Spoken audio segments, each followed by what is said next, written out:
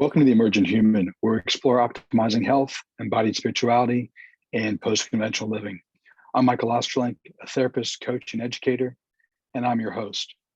Shout out to my friends Keith and Michelle Norris from PaleoFX. PaleoFX this year is from April 29th through May 1st. Up-level your wellness with life-changing talks, interactive physical experiences, and connections that bring you all the magic of PaleoFX. You can learn more at paleofx.com.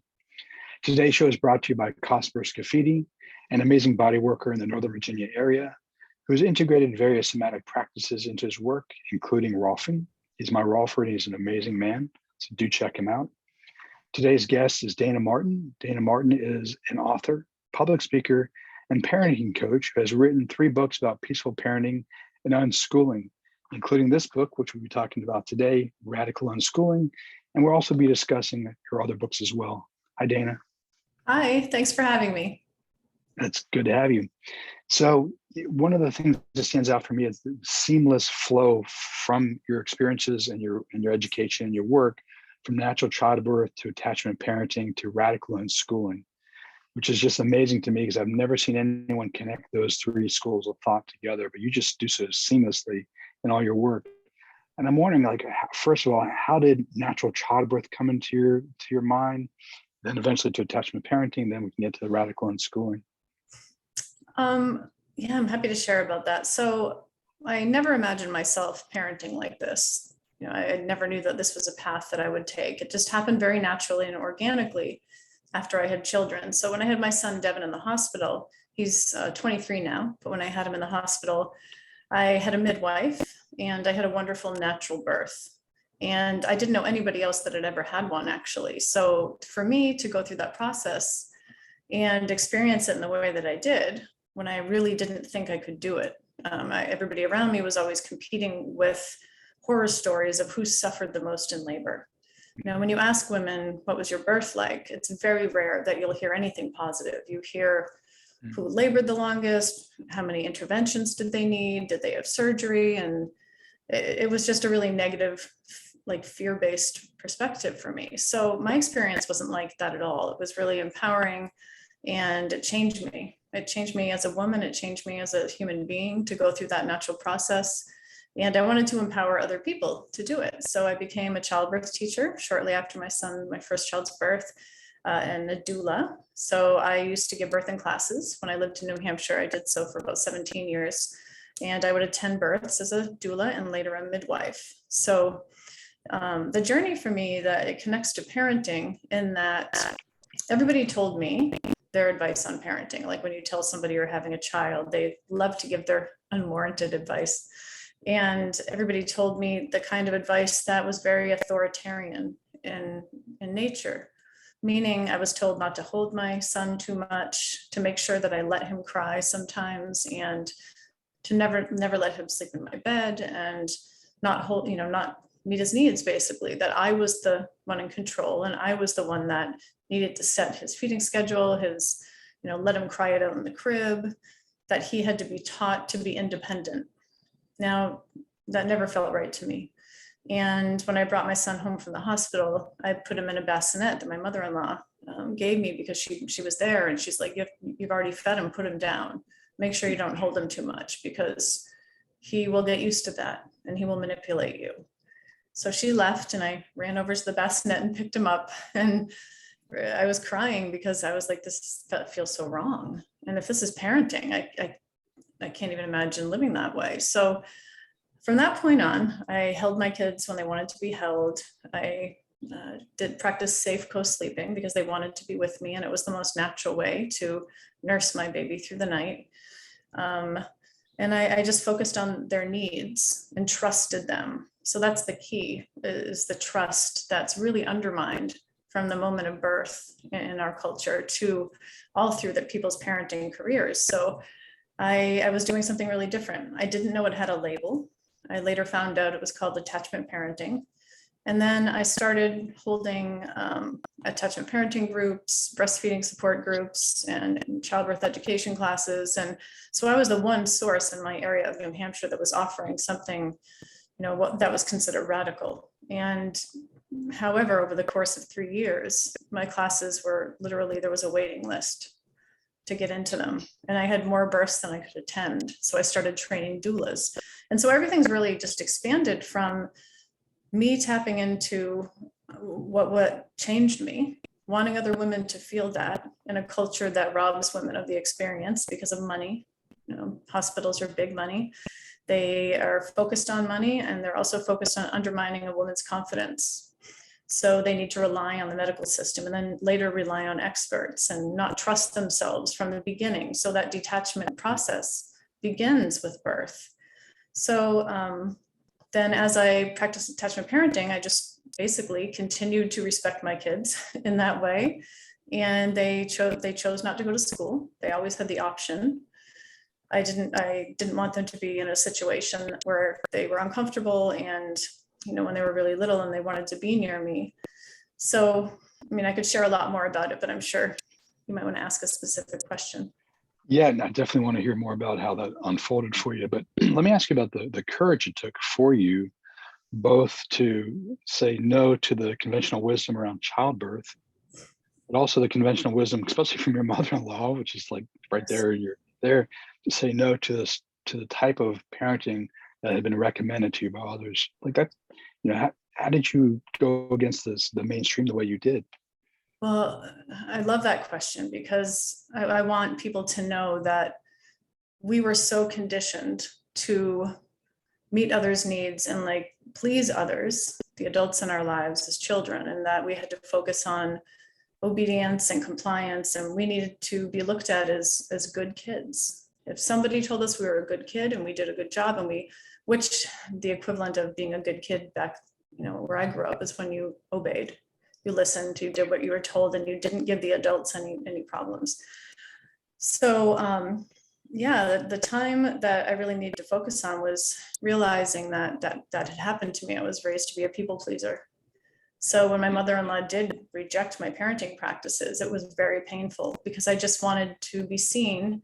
At that time, it was really important for me, for her to see me as a good mother. So I would send her articles about co-sleeping, about wearing your baby, you know, all these, you know, breastfeeding, extended breastfeeding, but she did not take it well. She called me a born again parent, as if I was preaching to her and that I thought what she did was wrong, when all I really wanted at a, you know, very deep biological primitive level was love and acceptance for my choices. So she never did accept it. She became really difficult, but it was something that I'm grateful for because I had no idea that I was going to go on promoting, you know, radical unschooling, which being on TV a bunch of times and different things, I really have been hit hard with intense adversity and debating the philosophy. And I feel like her kind of rejecting me was exactly what I had to go through to gain the confidence within myself that I would later use in a lot of other places.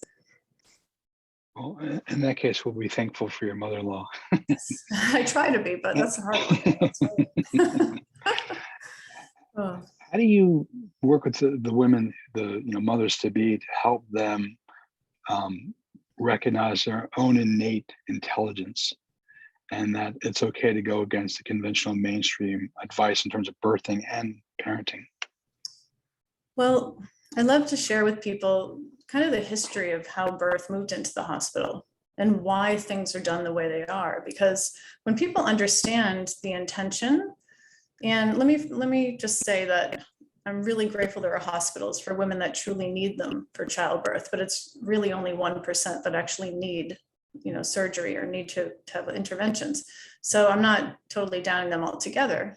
They save lives, but the majority of women never need to go that route. So I talk about being good consumers, that when somebody is choosing to have a hospital birth, you need to be a good consumer. And the doctors, nurses, and midwives all work for them. And if they don't know their options, they don't have any, because you will walk in that door and you will be put on, you know, the way that they do things, like a factory. Like first you get the external fetal monitor, then you get your epidural, then you get Pitocin. Like there's this whole, you know, stream of things that happens, that if people are educated about their choices and the risks, they can have a much more positive experience like I did. So I just share honestly about the difficulty of walking a path like this. But because you have to really deal with all your past issues, like so much is triggered from your own childhood with rejection and criticism and judgment. And so helping people realize that that is part of it. You will hear all of that. But I tried to form community, both online and in person. So women didn't feel so alone. Parents didn't feel so alone, and remind them with sharing, positive information and all of their options. Yeah, it really made a difference to a lot of people back when I lived in New Hampshire, to introduce them to their own power. Nice. I love that. That's awesome. You say your son is 23? Mm-hmm. Yes. Okay. Have you seen much change in the last 23 years compared to like when you started your own process in terms of natural birth and your own way of doing attachment parenting to today? Is that increasing in numbers and interest? And let me ask you that first. Well, since COVID and all that happened, like a huge interest in this life, more than I ever knew would happen, kind of beyond my wildest dreams with how many people are really wanting to learn alternatives. So, it was a slow, maybe upward climb, and then COVID just skyrocketed people wanting different choices because hospital birth is now even more controlled. So people want to have more home births because they understand that what's happening there is really toxic. So, and the same with parenting. When parents were forced to be with their kids because of lockdowns, a lot of parents connected with me and said that being with their kids all day was much more positive than they thought it would be, and that they did want to be together. I think parents probably dreaded with kids in school having their kids home 24/7, but the people that contacted me, it was the opposite. I was so pleasantly surprised that so many people were like, we love being together. And once this is over, I think I want to keep my child home because I'm seeing that they're learning and growing and they're so much happier. I have my child back that was present before they went into school. So it's been amazing. I'm so grateful for everything that's happened for that reason. I want to follow up on that, but let me ask you for an earlier something you said. So COVID has changed how parents want to do some of these things, especially because the authoritarian systems in the hospitals got more constrained and controlling.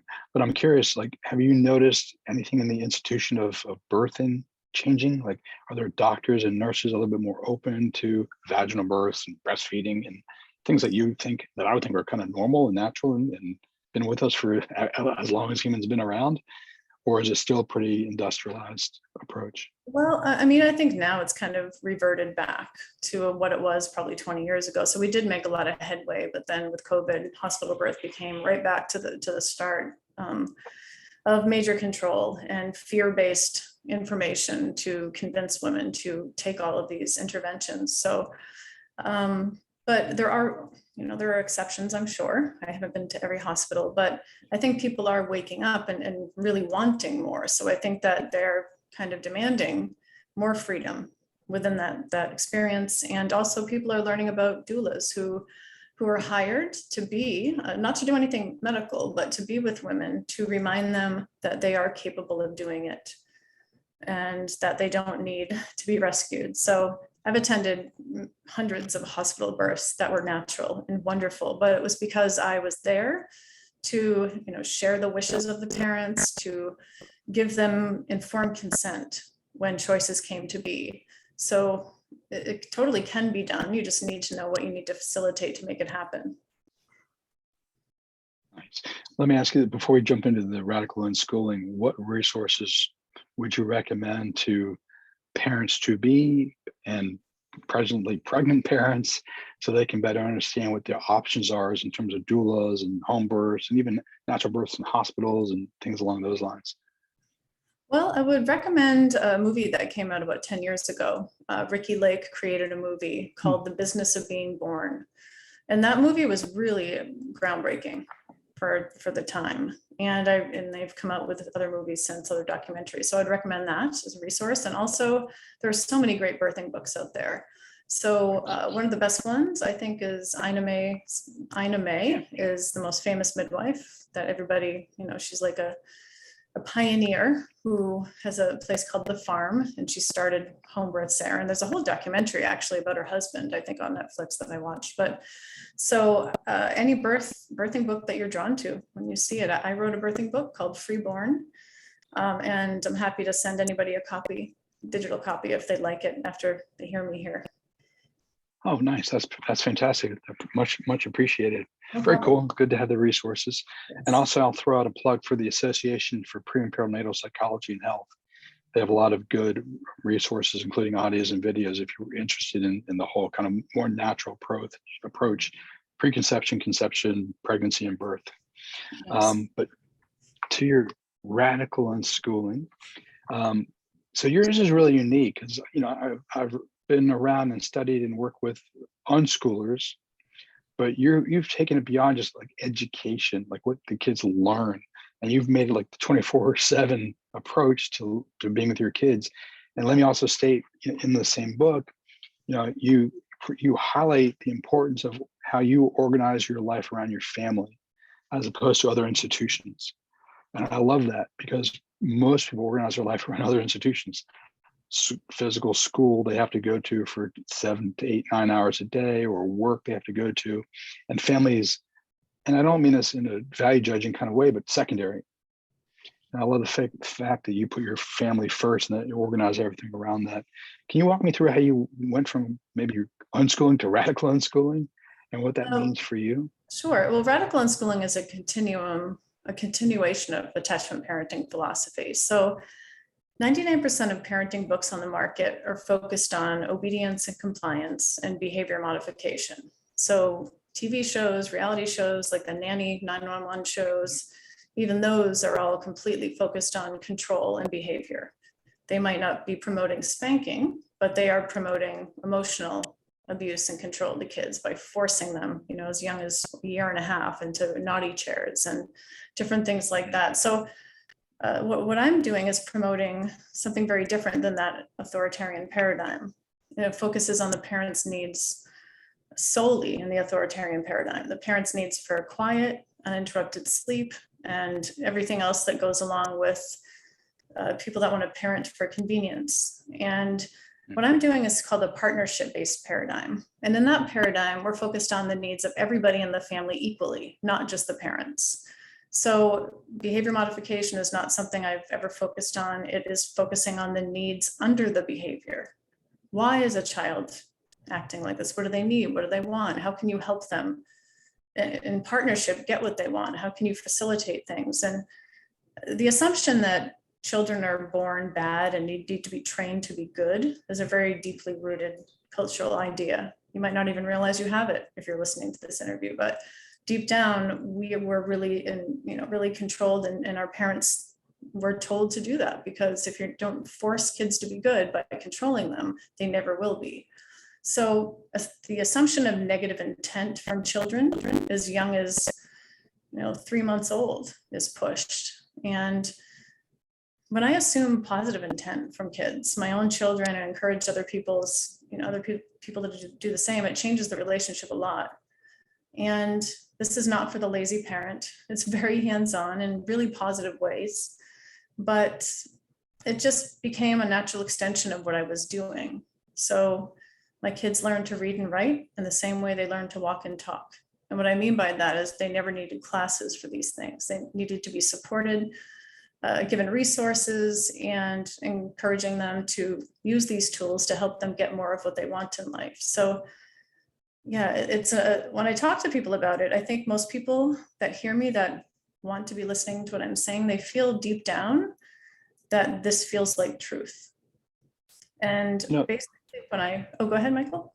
No, I was just gonna say, what you're pointing out is intrinsic curiosity of children to learn, as opposed to the need for extrinsic force to force them to do certain things. That's what I'm hearing, like the difference between the old authoritarian model of parenting and yours. Yeah, and that is the big difference. And also when it comes to education, most people are forced to learn, and not even to learn, but to memorize and jump through hoops. Now, forced learning, whether it's a curriculum in school or a curriculum at home, has the same damaging effect. One, for the relationship for parent and child is deeply affected if the child needs to be forced and punished if they don't obey and do this particular curriculum. And the same is true with schools. So forced learning is not the same as learning. And people really need to understand the difference, because so many people contact me and they say, my child hates to learn.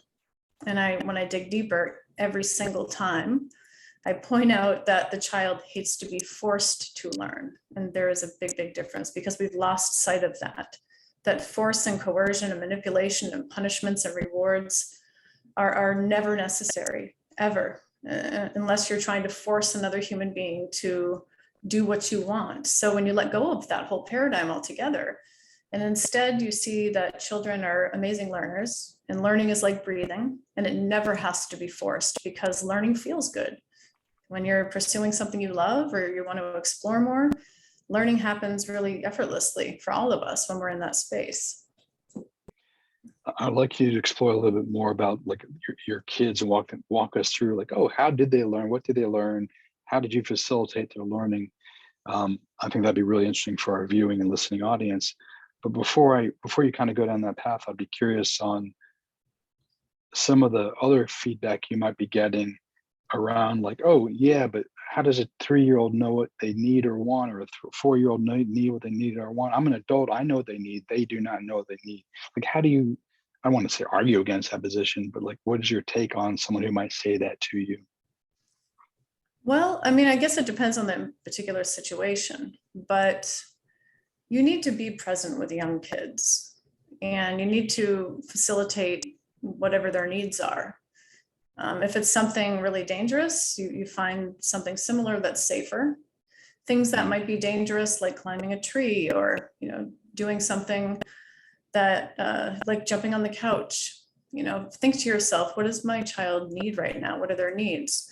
And that would happen. Those things have happened to me and other parents, where you're really stuck. Like, what should I do? So I remember when my toddler started jumping on the couch. There was a new couch at the time, and their need was to jump. It had nothing to do with the behavior necessarily, that they were being bad jumping on the couch. I just noticed they obviously want to jump. So I got an indoor trampoline with a little handle. When they wanted to climb on the top of the fence that we built, I realized that they really like to climb, and like, why don't we do some rock climbing lessons? Or, we have all kinds of things around, here to climb. So when they were really little, I would facilitate everything safely by being present with them and holding their hand or being close by, so nothing bad would happen. I can give you a really quick example of how I implemented this. So my son, Devin, when he was 4 years old, he was mesmerized by fire. Anytime we went anywhere that had a fire, he was absolutely, mesmerized, like a lot of boys are. It's a real primitive thing that boys are drawn to usually, and some girls too. So my mother told me you should never let him near fire. And one day he said, can I build a fire? And I said, okay, we can do this. And so we went downstairs in the cellar, and we have a really big wood furnace. And I taught him how to light matches. And I was right by his side the whole time. And he spent, an hour or two a day with me down the cellar with him lighting matches, and then lighting paper on fire, and me communicating like, you gotta be careful. We can't do it here. We, make sure you do it here, not there. And his passion for fire, me facilitating it. When he was older, he would build fires in the snow. He loved to do that, to see, survival techniques he was learning. He later went on, a couple of years later, when I think he was 13, to explore blacksmithing. He loved everything to do with blacksmithing. And he became an incredible blacksmith, and he still is today. So the way that I facilitated that was I found a local blacksmith, an old, wonderful, old retired blacksmith. This gentleman came over and was so thrilled that Devin wanted to learn this craft that he spent a lot of time with him. He gave him his first anvil. We took our storage shed out back and took everything out of it, and we turned it into a forge for him.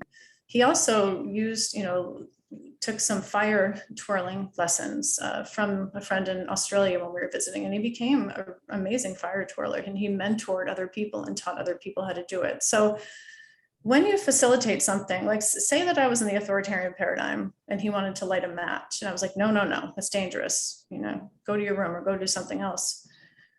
I wonder if he would have ever gone on to explore it so deeply in all the other ways that he has. So he has a Etsy store where he makes knives and swords.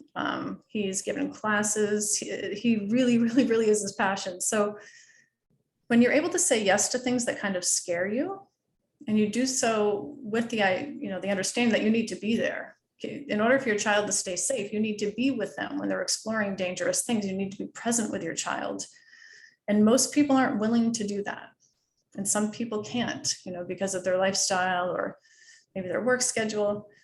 And I realized by saying yes and helping him, it really became a consistent track of his life, everything he's learned with fire. So I love that. That is so awesome. The two words that come to my mind, and you've already used the word presence, because I would have to imagine doing it the way you've described it. You have to be really present, especially when the kids are pre-verbal, because you have to know what they mean by their signs that they communicate with, because they can't use language. Their verbal, their bodily signs and moans and groans and cries, whatever that they are.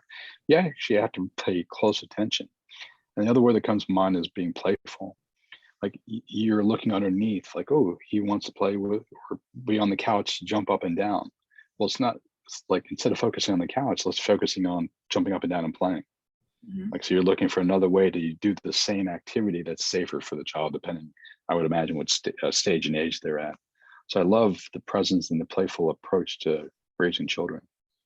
Thank you. And most people weren't parented this way. So it is hard to know what to do, because back when I was a young child, a toddler, I was told to stop jumping on the couch. And if I didn't listen the first time, I would have had my butt slapped and I would have been too afraid to go on it again. Would that have met the need that was within me at that time?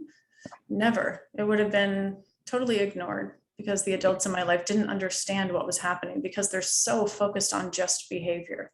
They're so focused on controlling behavior, manipulating behavior, punishing for behavior, rewarding, that they never go deeper to, this is a human being who is showing you a need.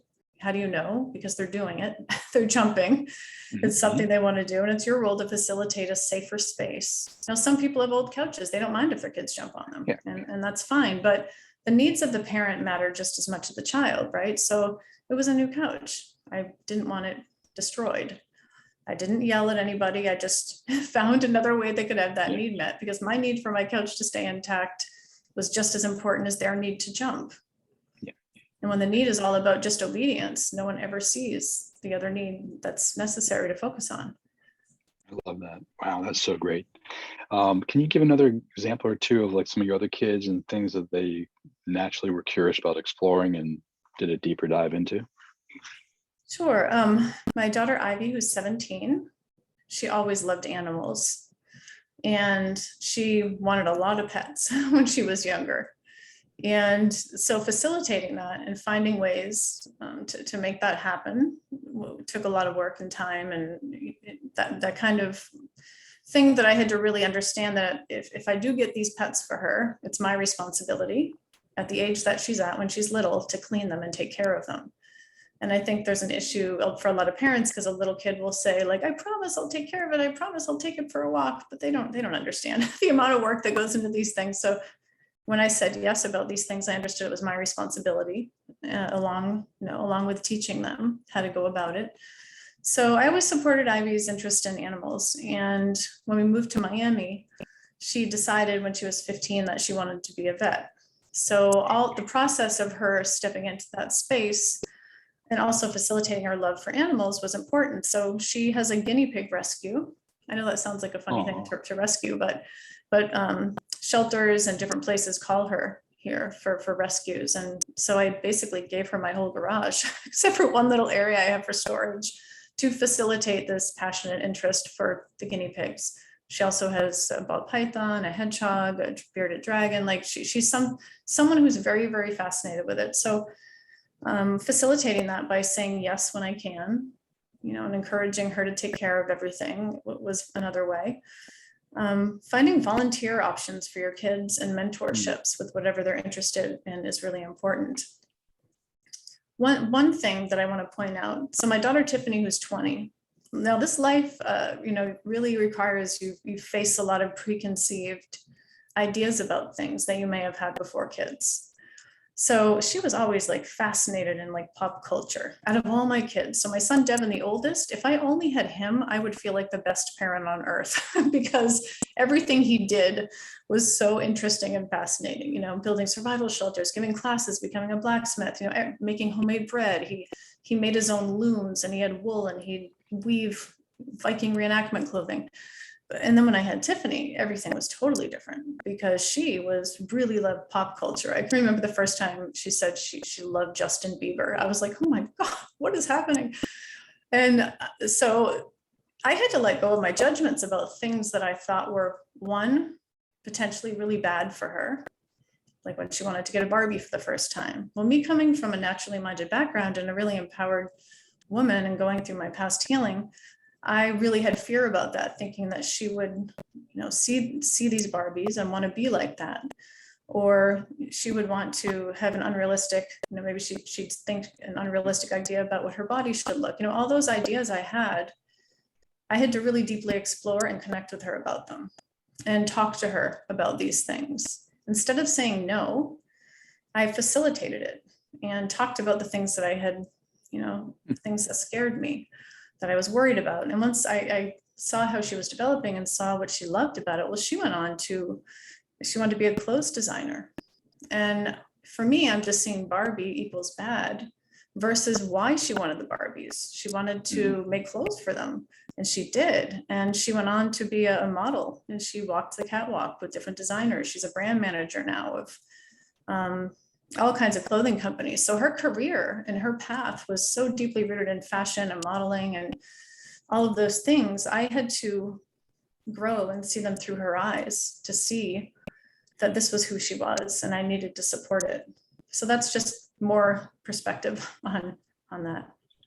Yeah, no, those are two great examples. And, you know, comments I've heard from people like, oh yeah, but how do your kids learn to read and write and learn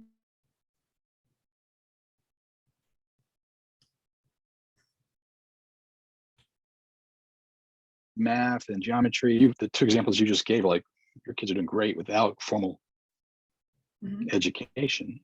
But how might you counteract the arguments like, yeah, but what about those things they must learn in order to be productive and get a job?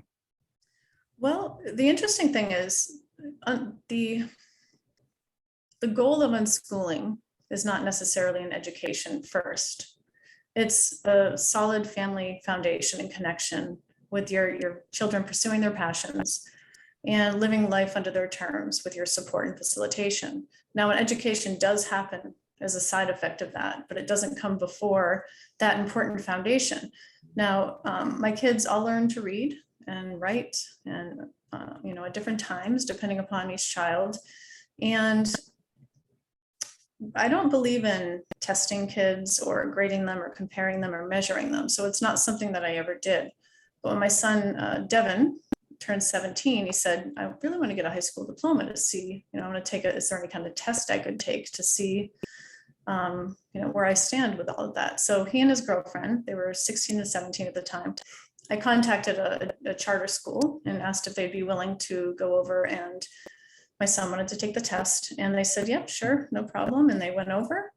And my son had never done a test in his life at age 17, never any kind of workbooks, no schoolwork whatsoever. But he took the test and he scored above average on everything. All the information except for English, that category scored average, which I'm only sharing for sake of understanding that throughout his life in freedom and the way that things are facilitated, he learned almost, you know, I'm sure even more than kids in school learn because it was perfectly catered to who he was. So how does this happen? It happens from when your child has an interest in something, you facilitate that interest. And unschoolers don't break life down into subjects. Like I never say, you're doing math, you're doing reading, you're doing science, because quite honestly, that's a conditioned mindset and it's not real life when you live like that. We're not doing that right now. We're not labeling this is social studies. We're just living. And however, you know, the way I would facilitate their interest, it would touch on all those like subjects if you were to like see and break it down. When my daughter Ivy was really interested in Legos, for example. She loved them. I subscribed to Lego magazine for her. We made cakes in the kitchen. They have these cool Lego cake molds. That's math. The magazine subscription was her internal motivation for reading. We went and saw this wonderful exhibit in Manchester, New Hampshire, which was the old mills. Someone had done an entire huge Lego exhibit based on that. That was history. So the way kids get all this information, it's very fun and rewarding, and people tend to not believe it when you share that kids will learn. They will trust you, trust me, they will learn these things. Yes. Have you seen colleges shift how they understand and work with unschooled kids? Because I couldn't imagine like 30, 40, 50 years ago, they're like, wait, you have no education. That's my first question for you. Mm-hmm. And then do you see institutions adjusting to the fact that more and more kids are being unschooled too? Because I could just imagine in the workspace, like most kids who are unschooled aren't going to fit into an authoritarian, maybe they might, but a generally authoritarian system because they're free thinkers and pretty interdependent, independent people. So I'm wondering if, like, do you see institutions shifting, and what about colleges and universities specifically? Yeah, great question. So unschooling isn't uneducating. It is not doing school, not doing the institutionalized aspect of school, which includes forced learning and a set curriculum. We're not all meant to learn the same things in life. The idea that a curriculum needs to be given the same curriculum to every child is ridiculous. Every child has a different purpose and passion. So unschoolers are very sought after from colleges right now. And my daughter-in-law's in college. She went to college. She was accepted after she took that test, that high school diploma test. She scored above average in everything. And she was unschooled from third grade when her mother found me in my work. And I went to organized a conference, and my son Devin met her, and it was love. But yeah, so they took her right away, knowing that she was a self-motivated learner and sharing her life experience and what her passions were and what she did. Colleges love those kind of transcripts because everybody else's looks the same, almost cookie cutter same. So there's unschoolers in every major college right now. There's unschoolers at Harvard. I mean, I don't even necessarily value college to the level that some other people might as being necessary, unless you obviously, like my daughter Ivy is in college to be a veterinarian because that's her career path. But yeah, it's much easier than most people think to get into colleges if you've been unschooled. Do you see or do you hear that any of the colleges are shifting around how they do things? Because I was fortunate, I went to 2 alternative schools in the postgraduate space so they're like open to individualization and stuff. But I can't imagine, maybe I'm incorrect, but Harvard and some of the top tier colleges, or even some of the other colleges, how do they adapt to unschoolers' style of learning, or do they just expect them to fit into the system as it is? Well, it's amazing how if somebody wants to be going to college, they adapt very easily because it's in their own internal motivation.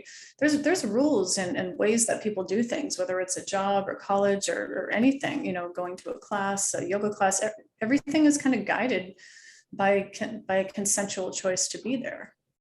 So in that case, you just learn the rules, what has to happen, what's expected of you, and you choose to be there and follow the way they do things. So all of my kids, my daughter Ivy totally adapted to starting to do schoolwork when she was 15. I graduated her, and she was really interesting because she said, I really want to be a vet. And I said, let's find out what you need to do, to go through that. So she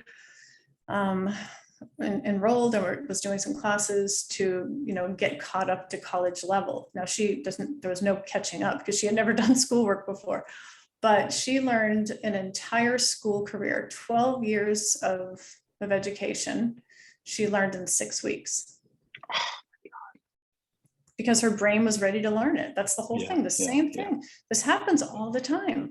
If you start a 6 or 7-year-old learning things that they have no interest in, it takes 12 years to in a forced learning environment to get information into kids. And in most of which we all forget because you're forced to take a test and memorize. And that's not true learning. Learning has to be consensual and something you desire. When it's forced on you, it's not learning, it's obedience training. And so, and Ivy's not the first child I heard of doing that. In fact, I had a feeling that would happen. math was a little bit harder for her, and it took her about 2.5 weeks to go from to learn, to know first grade math, which she already knew because she used math like all humans do throughout life. It was like 2.5 weeks for her to get the math portion. And that was it, all the way from first to 12th grade in a total of about 5 or 6 weeks. It seems to me, listening to you talk, that one way I might frame it is that our present day system extends adolescence really into early adulthood, and I'm curious, like, what is your experience with your own kids and other kids who are unschooled, especially radically unschooled, in terms of their emotional intelligence and their ability to relate to people around them at different ages and stages, not just with their own peers? Well, the interesting thing is our culture, and this kind of goes back to the attachment parenting mindset. Our culture thinks that you need to teach kids how to be independent. And what happens is people don't realize that children are designed when they're young to be dependent. And when you meet their dependent needs with love, whether it's co-sleeping or them wanting a pacifier longer, or being afraid of the dark and letting them feel safe and be with you, or the list of things goes on and on, that they become more independent earlier when you meet the dependent needs. In fact, independence is so stunted when you're forcing these things with the authoritarian paradigm. Letting a kid cry it out in a crib because the doctor told them to. It breaks the parent's heart and it hurts the baby. It literally does. But yet the goal has to be independence. This is a child. It's a little baby, he needs you. Yeah. And so forced independence in the authoritarian paradigm damages people so much, both parents and children. I would imagine that you're not going to find too many radically unschooled kids, at least within the framework you use, who have anxiety attachment styles or some of the other less secure attachment styles, because their needs, like you just said, have been met early on, and they're more capable as young people, and even into adulthood. They're independent and interdependent, and not kind of the adolescence that we've seen going into 30s and 40s, unfortunately, for some of our fellow human beings here in the States, for sure. Yeah, well, part of the reason I'll just share that happens is that parents are told to control their kids like all day, every day, and punish them when they don't obey. And that has like disastrous effects on the relationship between parent and child. And they have a very, very hard time with understanding that everybody's, that their needs matter, because the adults force the children to meet the adults' needs, but never the child's. So in the partnership-based paradigm, where you're focused on everybody's needs mattering equally, the parent and the child, and the parent is modeling that, that's the worldview that human being grows up to know. Everybody's needs matter equally. But if you're raised in the authoritarian paradigm, and the bigger one wields power over the smaller one, or less, weaker one, that's modeling something to a child too. Now, how many people grow up entitled or narcissistic and all these other issues that come to be, and they can't even function? The relationships are a mess because they had modeled for them that just the parents' needs matter. So just your needs matter when you're big. Everybody else, you force everyone else to meet those needs. So for what I've seen with unschoolers and for my own kids, they understand that everybody's needs matter kind of right from the beginning. So when you're in that mindset, it's a very respectful, connected way to be. And so there's no need for, the things that develop in a lot of kids who are in school and parented punitively, like anxiety disorders and things like that. It's not unheard of. I mean, all humans have issues, but it's much, much less with unschooled kids. Yeah, I love your operating philosophy, radical unschooling. Where can people learn more about your various offerings? You can go to my website. It's daynamartin.com, DaynaMartin. And you can see what I have there for information, and you can contact me for any support you need. I offer parenting coaching. I have a program now where I train other people to be advocates for radical unschooling or peaceful parenting, which is something that I started when COVID happened and so many people are contacting me. So I also have a YouTube channel called The Sparkling Martins, and yeah, I'm pretty easy to find. I'm on Facebook, Instagram. Cool. Well, we'll make sure to include all those things in the show notes. Yes. Dayna, it's been great. I love your work. Well done. And thank you for joining us today. And let me encourage everyone to definitely check out your book, Radical Unschooling. And I'll also include in the links your other books as well. Okay, awesome. It was so nice to talk with you, Great. Michael. Have a great rest of your day. Thank you. You too.